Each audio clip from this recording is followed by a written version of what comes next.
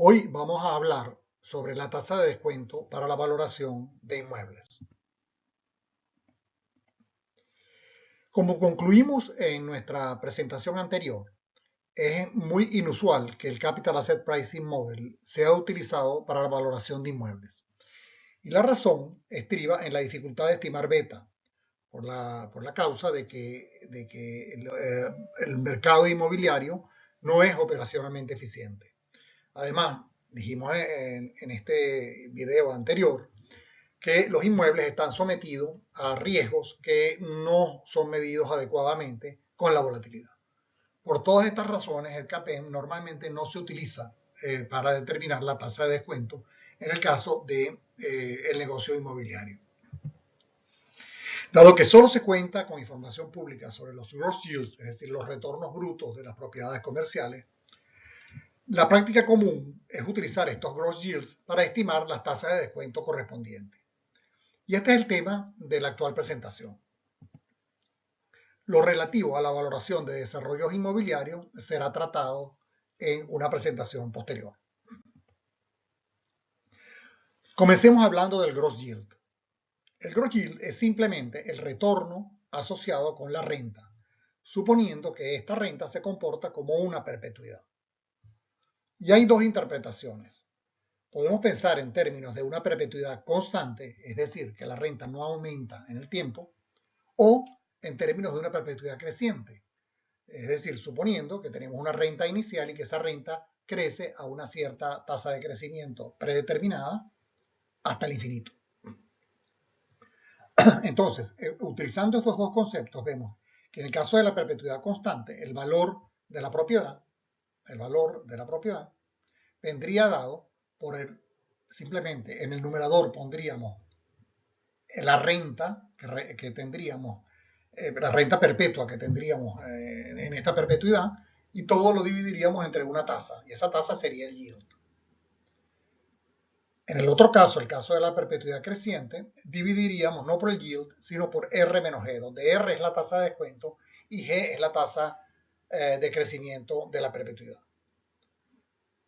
¿Qué viene siendo IGP, esta renta, en más detalle? Bueno, cuando hablamos de la perpetuidad constante, IGP sería el gross income potencial, suponiendo que este gross income potencial se va a mantener constante para siempre. En el caso de la perpetuidad creciente, IGP es el gross income potencial del primer año, y ya pues a partir del segundo año comenzaría a crecer a la tasa de crecimiento G predeterminada. Y es el gross yield, R es la tasa de descuento y G es la tasa de crecimiento en el caso de la perpetuidad, que normalmente se supone que es igual al índice de precios al consumidor, es decir, se iguala a la inflación, bajo el supuesto de que la renta será ajustada de acuerdo al índice inflacionario. Nótese entonces que hay una relación entre los dos denominadores. El denominador del caso de la perpetuidad constante, que es el yield, y el denominador en el caso de la perpetuidad creciente, que es R menos G. Y entonces, básicamente, se concluye que el yield es igual a R menos G en el caso de la perpetuidad creciente, en el caso de la perpetuidad creciente. Bueno, la práctica usual es utilizar esta tasa de descuento R implícita en el gross yield, suponiendo una perpetuidad creciente, para descontar los flujos de caja libre después de impuestos de la propiedad. No obstante, aquí aparece un problema. Los flujos de caja libres de la propiedad como un todo están compuestos no solamente por las rentas, sino también incluyen gastos e inversiones. Los gross yields serían consistentes con la renta, pero no con los gastos e inversiones, que son flujos mucho menos riesgosos. Por tanto, la tasa implícita R en el gross yield pensamos que no es apropiada para descontar los flujos de caja libres. La solución obvia es agrupar los flujos de caja de acuerdo a su riesgo y luego descontarlos a tasas diferentes. Entonces, comencemos por identificar primero los componentes del flujo de caja libre de una propiedad comercial para luego agruparlos de acuerdo a su riesgo. Veamos primero la estructura del estado de resultados de una propiedad comercial desapalancada. La estructura sería esta que tenemos aquí, ¿no? El gross income potencial que es simplemente la renta total, suponiendo que no hay vacantes ni pérdidas por cobranza.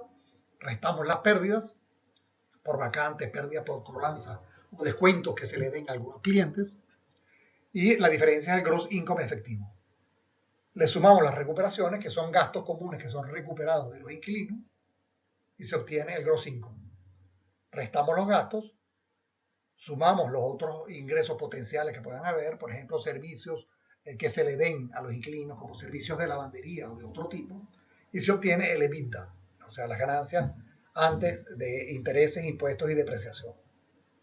Restamos la depreciación, obtenemos el EBIT, o sea, las ganancias antes de impuestos e intereses. Restamos los impuestos, obtenemos earnings after taxes, las ganancias después de impuestos.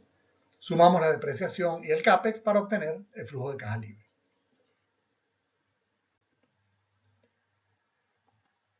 Entonces, viendo esta composición, vamos a identificar las diferentes partidas de acuerdo a su riesgo. Nuestra propuesta es agruparlas en tres grupos, ¿no? Un primer grupo que descontaríamos a la tasa implícita en el gross yield, simplemente porque todos esos flujos de alguna manera están muy relacionados con el gross yield, se mueven, tienen una alta correlación con el gross yield. Estas partidas serían el gross income potencial, obviamente que es la renta. Las pérdidas, obviamente que las pérdidas tienen que ver con la renta, las pérdidas tienen que ver con las vacantes. Los otros ingresos que también tienen que ver con los inquilinos, es decir, los otros ingresos son proporcionales a los inquilinos que tenemos. Y los impuestos también, que dependen fundamentalmente de los ingresos. Después, el segundo grupo estaría formado por los gastos y el CAPEX. Los gastos y el CAPEX son gastos bastante predecibles y por tanto proponemos descontarlos a la tasa libre de riesgo. Y después están las recuperaciones, que son los gastos recuperados de los inquilinos. Las recuperaciones sí están en el medio entre la tasa implícita en el gross yield y la tasa libre de riesgo, porque por una parte las recuperaciones están asociadas a los gastos, porque lo que se recuperan son gastos, pero por otro lado las recuperaciones están asociadas a los inquilinos, es decir, mientras más inquilinos tengamos, más renta tenemos y mejor podemos distribuir esas recuperaciones. Por tanto, la tasa de descuento correspondiente a las recuperaciones idealmente estaría en algún lugar entre R y RF, entre la tasa implícita en el gross yield y la tasa libre de riesgo.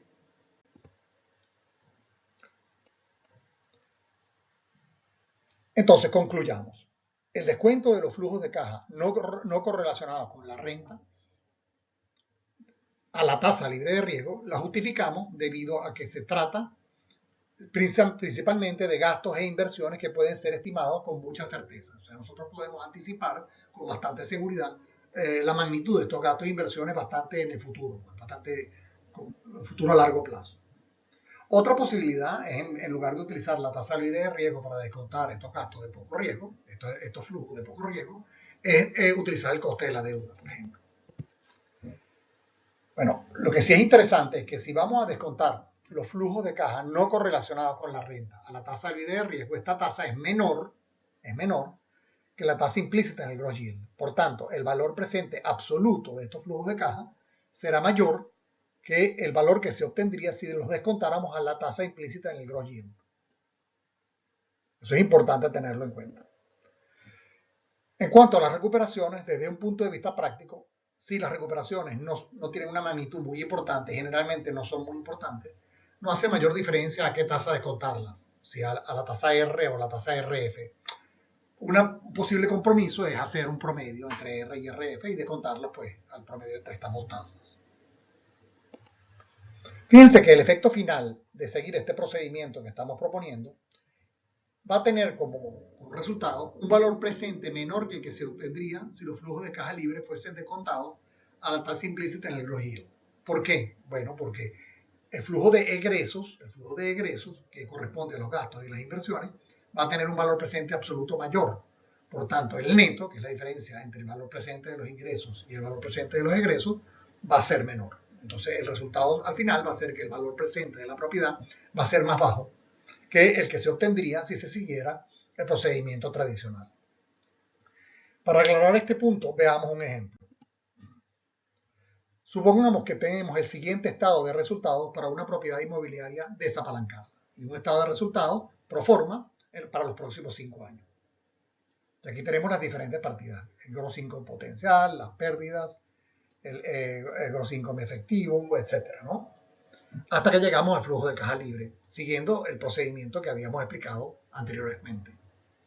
Y también vamos a suponer que el gross yield es del 12%, la tasa de crecimiento es del 3%, la tasa implícita en el gross yield sabemos que es la suma del gross yield más la tasa de crecimiento, por tanto, la tasa implícita en el gross yield, que es la tasa de descuento, sería 15%, y supongamos también que la tasa libre de riesgo es 5%. Calculemos el valor presente neto de la propiedad utilizando los dos métodos, el método que nosotros proponemos y el método tradicional.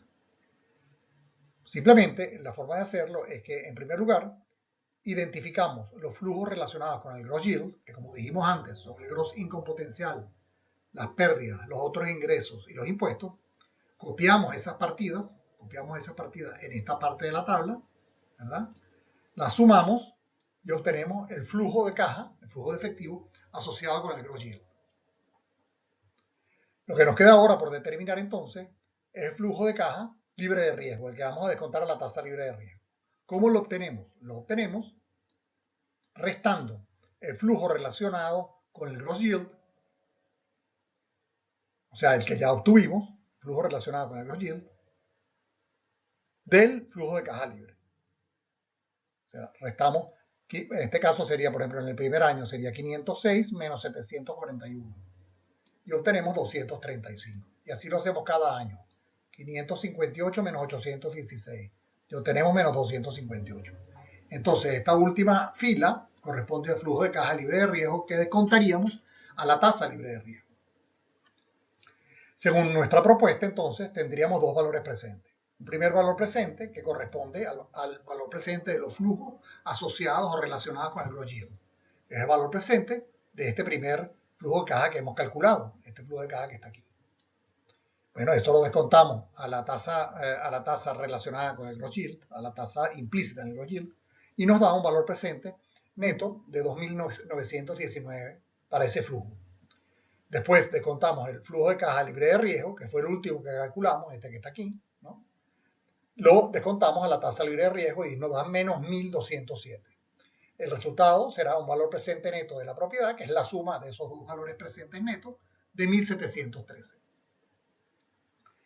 Si descontamos siguiendo el método tradicional, simplemente descontaríamos el flujo de caja libre, es decir, este que está aquí, este flujo de caja que está aquí en esta fila, lo descontaríamos a la tasa implícita por el gross yield.